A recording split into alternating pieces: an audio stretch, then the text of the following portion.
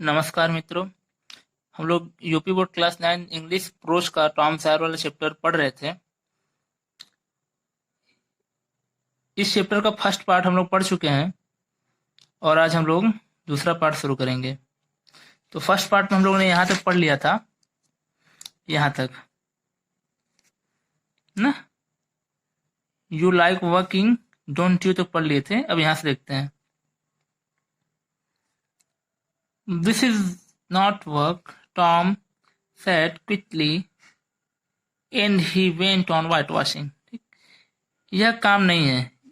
इसके ऊपर पहले वीडियो में बेन पूछता है ना कि तुम्हें तो काम करना पसंद है ना, तो ये कह रहा है यहाँ पे यह काम नहीं है। टॉम सेड क्विकली, टॉम ने शांति से कहा। And he went on white washing, went on मतलब जारी रखना, वाइट वॉशिंग ने सफेदी, और वो अपने काम को, सफेदी वाले काम को क्या किया, जारी रखा रहा।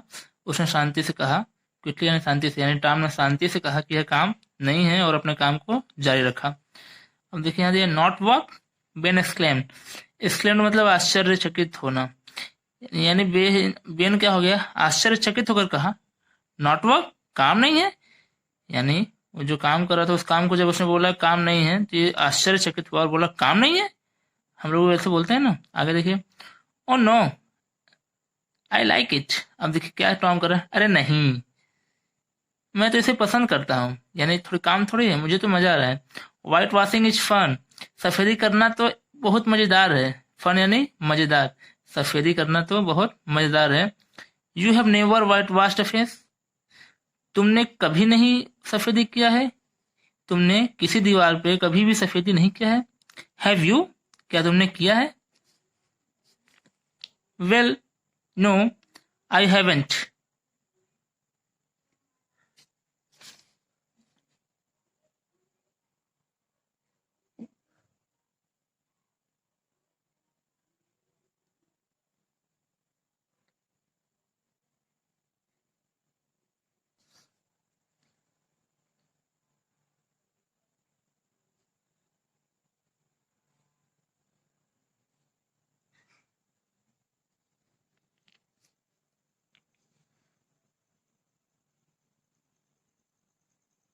बेन बोल रहा है कि नहीं मैंने नहीं किया है।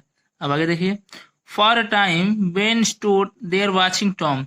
फॉर अ टाइम मतलब कुछ समय के लिए, यानी कुछ समय तक। बेन स्टूड, स्टैंड का सेकेंड फॉर्म है स्टूड। बेन खड़ा रहा, देयर वहां, वाचिंग टॉम और टॉम को देखता रहा। कहने का मतलब कि कुछ समय तक बेन वहां खड़े खड़े टॉम को देखता रहा। Tom paid no attention to him, Tom ने उसकी तरफ जरा भी ध्यान नहीं दिया। अटेंशन मतलब ध्यान देना, ठीक। टॉम ने उसकी तरफ जरा भी ध्यान नहीं दिया। All his attention was given to his work, attention and ध्यान बोले हैं, उसका सारा ध्यान कहाँ लगा है, उसके काम पे, ठीक है। टॉम का सारा ध्यान उसके काम पर है, उसने बेन की तरफ जरा सा भी ध्यान नहीं दिया। At last Ben said, at last यानी अंततः, यानी अंत में बेन ने कहा, let me white wash a little, little यानी थोड़ा, क्या मुझे थोड़ा सा वाइट वॉश करने दोगे, मुझे थोड़ा सा सफेदी करने दोगे, वो पूछता है। अब टॉम क्या कहता है, ओ नो बेन, अरे नहीं Ben, I am going to make this fence look fine, मुझे इस दीवार को सुंदर बनाना है, या फिर मैं इस दीवार को सुंदर दिखाना चाहता हूँ, ठीक है। फाइन यानी सुंदर, अच्छा कर सकते हैं। लुक यानी दिखाना। आई प्रॉमिस ऑन पोली, मैंने पॉली मौसी से क्या किया है, प्रॉमिस किया है, वादा किया है। बिसाइड्स इट्स इंटरेस्टिंग, इसके अलावा, बिसाइड यानी अलावा है, इसको मैंने पढ़ाया है, आप लोगों को फिर से पढ़ा दूंगा। बिसाइड्स यानी अलावा, इट्स इंटरेस्टिंग, यह एक मजेदार काम है। कहने का मतलब कि मैंने मौसी से वादा किया है कि मुझे इस दीवार को सुंदर बनाना है, और इसके अलावा यह काम भी बहुत मजेदार है। Let me do just a little, bagged Ben. अब देखिए बेग्ड का मतलब होता है गिड़गिड़ाना, यानी अभी तो ऊपर बेन सिर्फ नॉर्मली कह रहा था, यहाँ पे बेन थोड़ा सा उसके सामने गिड़गिड़ाया, यानी मिन्नत किया। क्या किया, let me do just little, बस थोड़ा सा ही मुझे करने दो, यानी इस काम को थोड़ा सा ही करने दो। इस बार उसने गिड़गिड़ा कर कहा। आगे देखिए, no I am sorry Ben, नहीं, मुझे दुख है बेन, आई एम सॉरी मतलब मुझे दुख है बेन, बट आई कांट, लेकिन मैं ऐसा नहीं कर सकता। aunt said that I must do it myself, मौसी ने कहा है कि मुझे इसको स्वयं करना है। माई सेल्फ मतलब स्वयं, यानी इस काम को मुझे स्वयं ही करना है। इफ यू डू इट, यदि तुम इसे करते हो, you will make a mistake, तो तुम कोई गलती कर दोगे, मतलब सफेदी करने में गलती कर दोगे। You will spoil everything, spoil मतलब खराब करना, तुम सब चीजों को खराब कर दोगे, बर्बाद कर दोगे। It's looking so nice now, देखो अभी ये कितना अच्छा दिख रहा है, यानी टॉम के करने पर कितना अच्छा दिख रहा है, अगर तुम कर दोगे, बेन कर दोगे, कर देगा, तो वो खराब हो जाएगा। ठीक, आगे देखिए। देखिए यहाँ पे आई सेल नॉट को एक में लिखा है, इसको सैंड पढ़ते हैं ना, I said make stake, I said make a mistake. अब बेन क्या कर रहा है कि मैं कोई भी गलती नहीं करूंगा। आई विल बी केयरफुल, मैं केयरफुल रहूंगा, यानी सावधान रहूंगा। You can have my Apple if you let me, यदि तुम मुझे काम करने देते हो तो बदले में मेरा एप्पल, मेरा सेब खा सकते हो। देख रहे हैं, यानी अब देखिए टॉम के चलाके देखिए, बेन उसका खुद का काम करेगा और बदले में अपना सेव भी दे रहा है। You can have my Apple, तुम मेरा सेव खा सकते हो, इफ यू लेट मी, यदि तुम मुझे करने देते हो तब। आगे देखिए। स्लोली एंड अनविलिंगली, स्लोली यानी धीरे धीरे, अनविलिंगली यानी बिना इच्छा के, मतलब जो काम बिना इच्छा के किया जाए, अनिच्छा के, उसको अनविलिंगली कहते हैं। टॉम हैंडेड, हैंडेड मतलब एक हाथ से दूसरे हाथ में देना, द ब्रश टू बेन, यानी वो जो सफेदी करने वाला ब्रश है वो बेन को देता है। कहने मतलब है कि धीरे धीरे बिना इच्छा के टॉम ने बेन को ब्रश दिया। अब आगे देखिए। बेन वर्कड हार्ड, बेन ने कठिन मेहनत किया। कहने मतलब कि जब ब्रश दे दिया तो बेन ने क्या किया, कठिन मेहनत किया। ही सून ग्रीव हॉट, वह बहुत जल्द ही क्या हो गया, थक गया। हॉट मतलब गर्मी होता है, यानी वो गर्मी से क्या हो गया, बहुत जल्दी ही थक गया। But he went on working, लेकिन वो अपने काम को क्या किया, जारी रखा, यानी काम करता रहा। वेंट ऑन मतलब जारी रखना, यानी वह अपने काम को करता रहा। टॉम सेट देयर, और टॉम वहां बैठा, वाचिंग देखता रहा, एंड ईटिंग बेन्स एप्पल, और बेन का सेब खाता रहा। ठीक है, यानी वो मेहनत से काम कर रहा है और उसके बदले में टॉम क्या कर रहा है, वहां पे बैठकर उसका सेब खाता रहा और उसी को देख रहा है। ठीक है, आगे देखते हैं।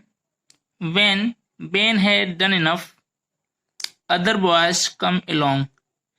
Enough मतलब बहुत ज्यादा या पर्याप्त, along मतलब तरफ से, अदर बॉय अन्य लड़के के मतलब आना, सबको पता है। ठीक, When Ben had done enough, कहने मतलब है कि जब बेन ने पर्याप्त मात्रा में काम कर लिया, मतलब सफेदी करने का जो काम है बेन ने अत्यधिक मात्रा में कर लिया, अदर बॉयज के along, तो उस तरफ और लड़के भी आ गए। कहने मतलब जहां पे काम हो रहा था उस तरफ और भी लड़के आ गए।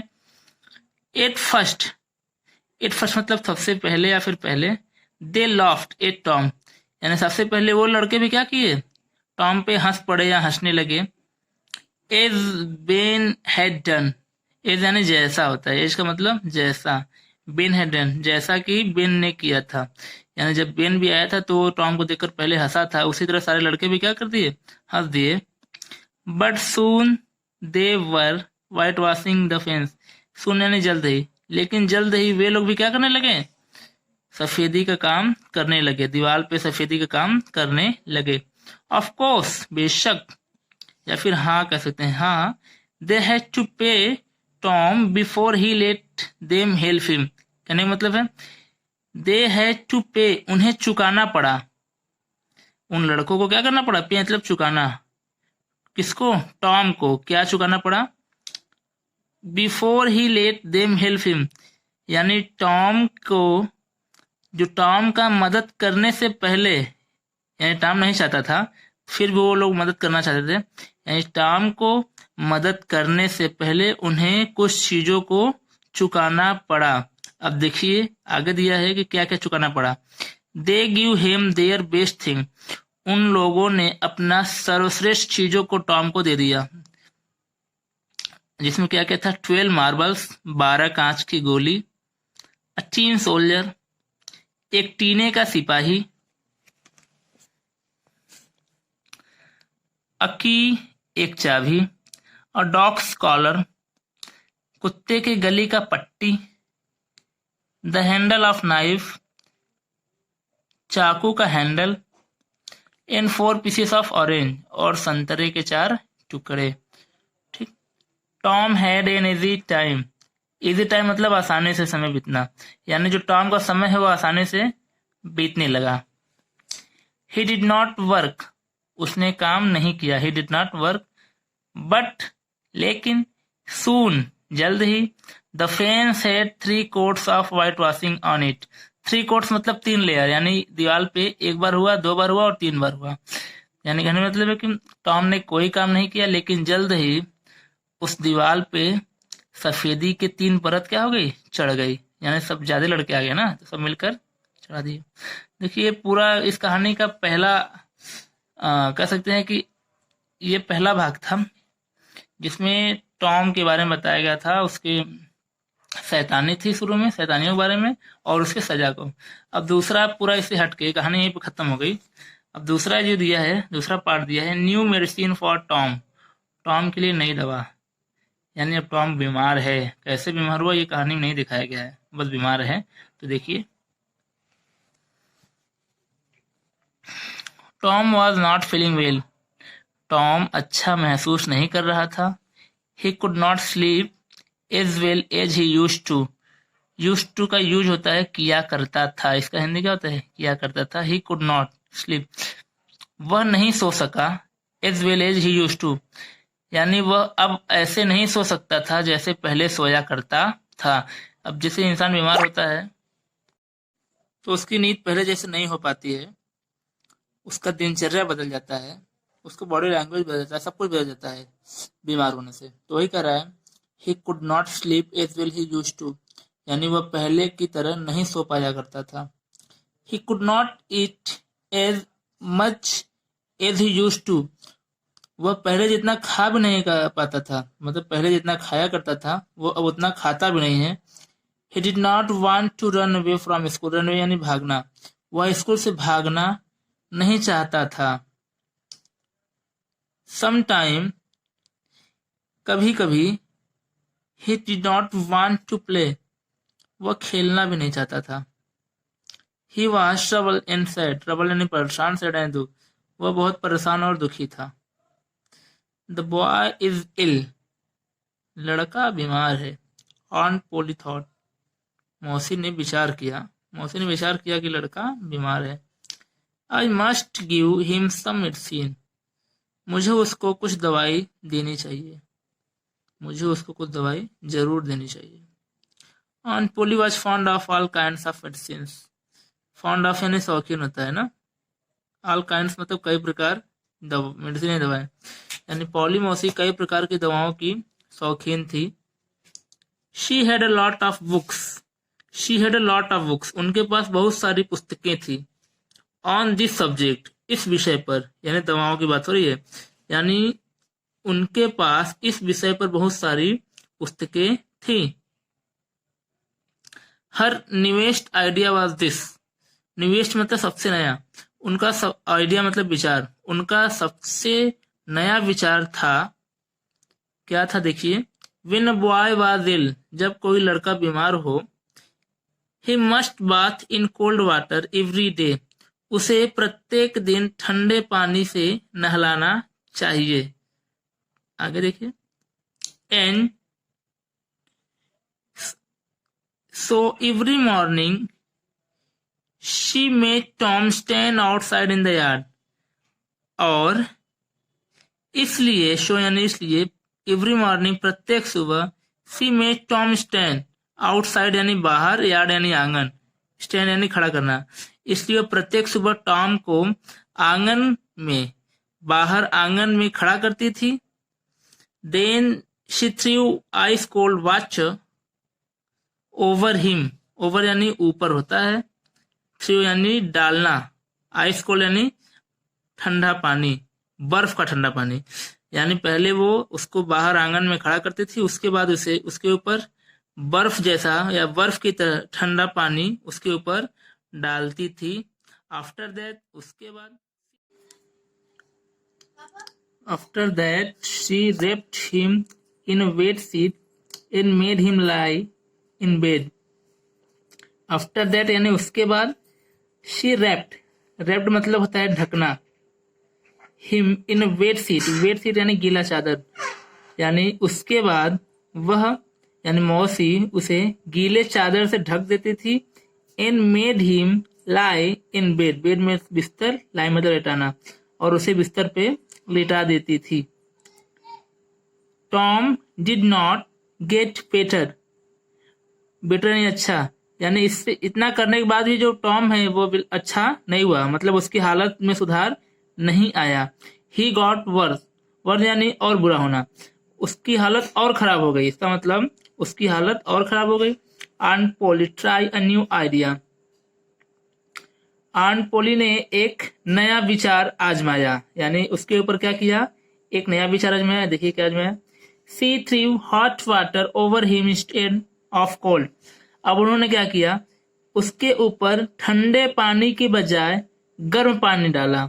That did not help Tom either, इससे भी टॉम के हालत में कोई सुधार नहीं हुआ। हेल्प मतलब मदद करना, इसका मतलब कि गर्म पानी ने भी टॉम की कोई मदद नहीं की।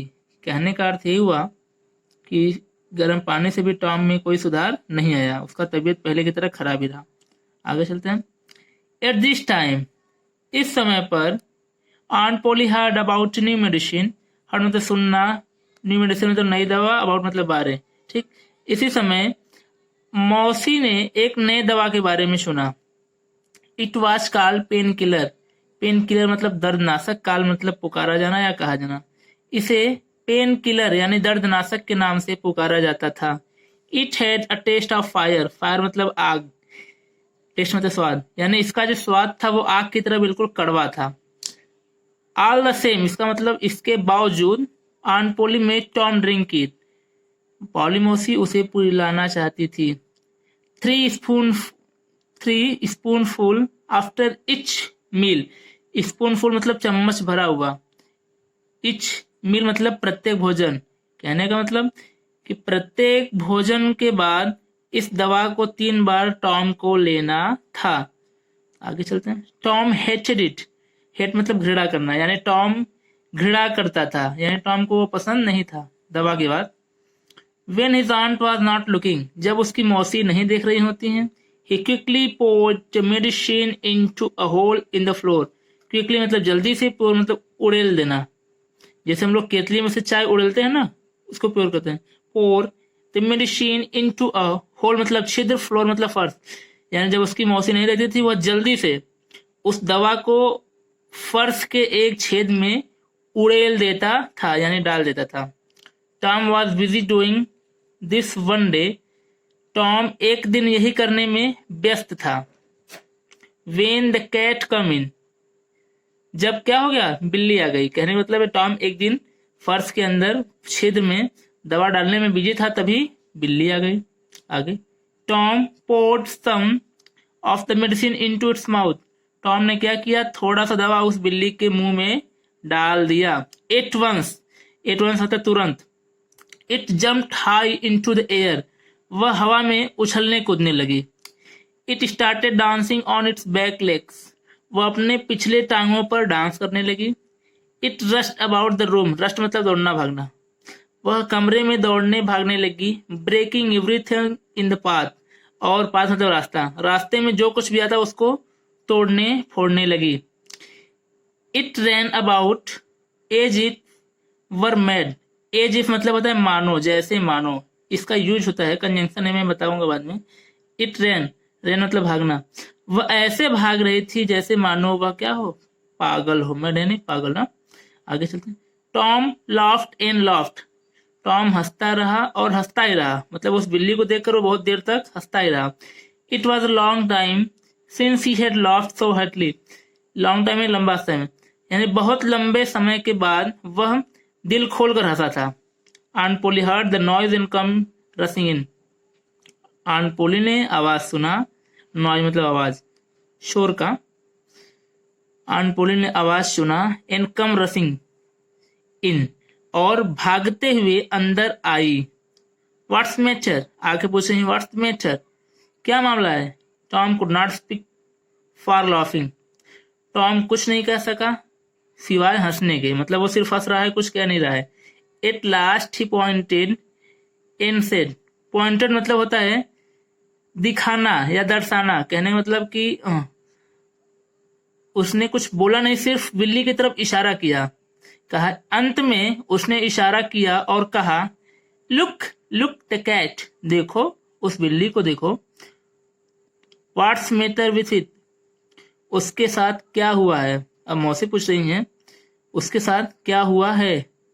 You have been giving in the medicine, sorry you have been giving it that medicine, तुमने बिल्ली को वह दवा जरूर दिया है। कहने का मतलब वो पूछ रही हैं कि तुमने उस बिल्ली को दवा पिला दिया है। यहाँ क्वेश्चन मार्क है यानी ये पूछा जा रहा है। अब फिर आगे देखिए क्या कर रहा है टॉम। आई डोंट नो, मैं नहीं जानता।